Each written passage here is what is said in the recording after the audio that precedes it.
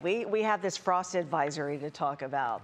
Are we ready? I mean, statistically, we should be talking about the first frost across the Akron, Canton, even Cleveland area about a week from now. And we have it nearly about 6 days prior to where it should be happening across Northeast Ohio. So 62 was the high temperature today, Lena. Look at this. 56 is where we began the morning at Cleveland Hopkins. So we're roughly about 5 degrees warmer this morning. Even though the afternoon high temperatures was about 7 degrees below the average. This is why, because we had a lot of cloud cover last night, so it acts as a blanket in the overnight hours, but also slows the progression of temperatures warming up throughout the day. This is kind of when you typically see that happening. So take a look at the gauge at the bottom right of your screen. We're at 52 right now. I believe in the urban areas, we're likely going to hang out in the low 40s tonight. Once you get to the outlying areas, the rural areas, that's when the temperatures are really going to start to cruise down here overnight. So around 7 a.m., we're still going to likely be in the low 40s across the Cleveland metro, perhaps even the Akron metro. It might be maybe about 4 or 5 degrees cooler than what we're experiencing here in the Cleveland metro area. However, we're still going to be dealing with these breezy winds coming across our lake here. So this is what it looks like 24 hours from now, at least 24 hours ago.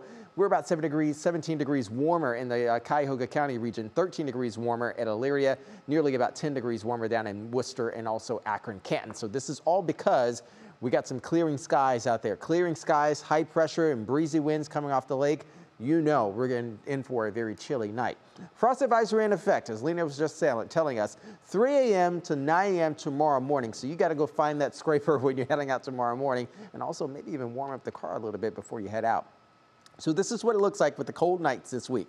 Overnight tonight, our Cleveland metro area will likely be hanging out, as I said before, in the 40s. So frost will be likely here. Friday night, even lower. Outlying areas will likely be in the mid to upper 30s, at least for the vast majority. So a freeze could be possible here. We still have about 4 or 5 days to kind of deal with these model runs getting on in and what they're going to be guiding us towards as the week progresses on. Saturday night, most certainly, much of Northeast Ohio, if not all of Northeast Ohio, will be in the 30s as far as overnight conditions. Still got that north wind performing across the vast majority of the area. This is a very strong and wide area of high pressure. So a lot of the Midwest is quiet right now. You can see this activity back over here towards the mid-Atlantic and also from Delaware stretching over to northern New Jersey, even Long Island there. That is the remnants from Ian, where they've had some flooding happen in Maryland as well as down at the Jersey Shore and even along the Long Island coastline as well. So they're bringing all of that moisture from the Atlantic and dumping all of that rain. So, of course, with the beach, you don't have a whole lot for that to go.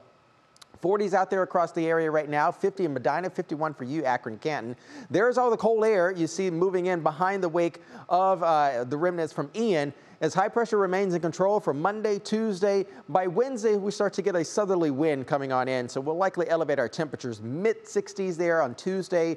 By Wednesday and Thursday, we're kind of tottering in the upper 60s, perhaps around 70 degrees. And then our next frontal boundary is coming in, and it's going to come in a major way. This is likely going to be the coldest air we've had so far in the fall season. And you can already see rainfall switching over to freezing rain, even some mixed precipitation, even some snow moving in as well. That activity stays up towards the north, okay? We're not really cooling down too much, but as I said before, Friday night and Saturday night, we're most certainly going to have our fair share of 30s across the region. Some isolated showers will be associated with this frontal boundary. That kicks on out of here, and I think we'll be pretty good to go by the time we get to Sunday and also Monday and Tuesday of next week. So let's package it up for you tonight. Clear and cold is what I want to call it. 43 expected here in the city.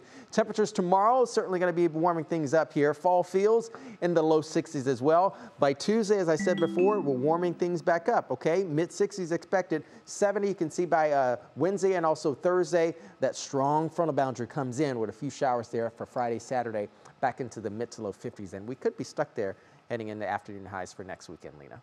All right. Thanks so much, Jason.